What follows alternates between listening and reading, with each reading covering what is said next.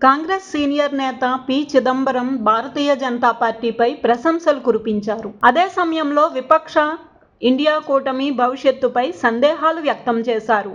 కూటమిలో నెలకొన్న అస్పష్టత వాస్తవమేనని ఆయన అంగీకరించారు. ఒక పుస్తకావిష్కరణ కార్యక్రమంలో పాల్గొన్న చిదంబరం మాట్లాడుతూ, ఇండియా కూటమి స్థిరంగా కొనసాగితే ఆనందంగా ఉంటుంది. కానీ ప్రస్తుతానికి అది బలహీనంగా కనిపిస్తోంది. అయితే తిరిగి బలపడేందుకు ఇప్పటికీ సమయం ఉంది. ఇక బీజేపీ విషయానికొస్తే చాలా శక్తివంతంగా, వ్యవస్థీకృతంగా పనిచేస్తోంది. నా అనుభవంతో చెప్పగలను, అన్ని రంగాల్లో అంతగా పటిష్టంగా పనిచేసే మరో పార్టీ ప్రస్తుతం లేదు.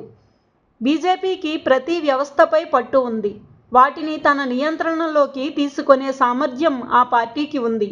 అలాంటి పరిస్థితుల్లో విపక్ష కూటమి బలపడాలంటే అన్ని విభాగాల్లోనూ తనను తాను మెరుగుపరుచుకోవాల్సిన అవసరం ఉంది.